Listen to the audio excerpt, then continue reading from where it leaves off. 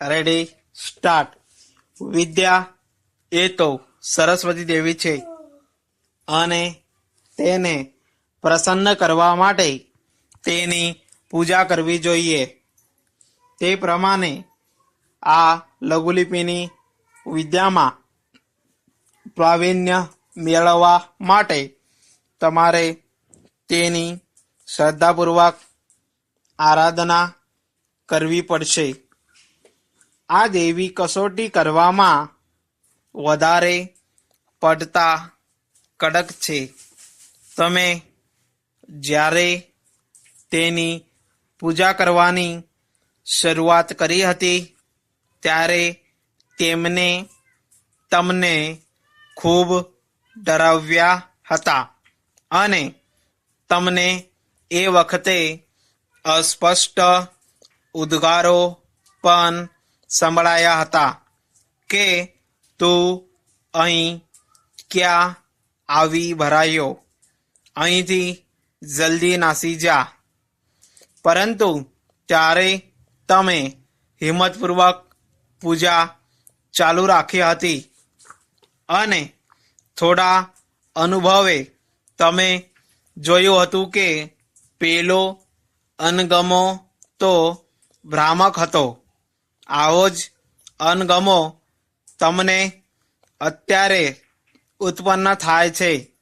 તમે જાણતા જ હશો કે લઘુલિપિની પરીક્ષા પાસ કર્યા વગર સ્ટેનોગ્રાફરની નોકરી મેળવવાનું કાર્ય બહુ અટપટું અને મુશ્કેલ છે.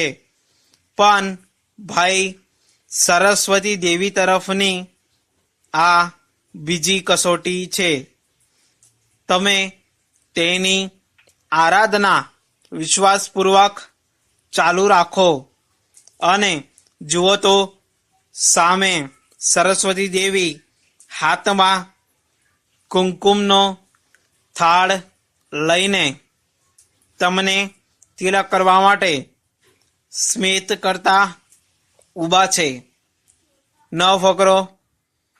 લઘુલિપિની પરીક્ષા વખતે તમારી શરૂઆતની સ્થિતિ બહુ કફોડી હતી. તમે સંપૂર્ણ તૈયારી કરી લીધી હોય છતાં પણ પ્રાથમિક ગભરાટમાં જો તમે ગૂંચવાઈ જાઓ તો પરીક્ષાનું પરિણામ નિરાશાજનક આવે છે.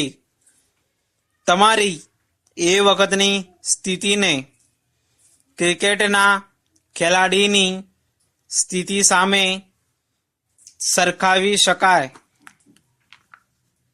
ક્રિકેટના ખેલાડીએ તે રમતની શાસ્ત્રીય તાલીમ લીધી હોય, દરેક પ્રકારના બોલની પ્રેક્ટિસ કરી હોય, કયો ખેલાડી ક્યાં ઊભો છે તેનો પણ ખ્યાલ હોય.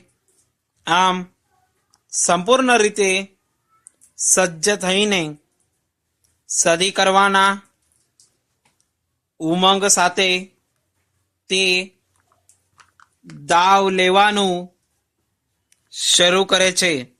પણ એક ક્ષણ માત્રમાં આખી ઇમારત તૂટી પડે છે. તેમ છતાં હિંમત હારતો નથી. સમાપ્ત.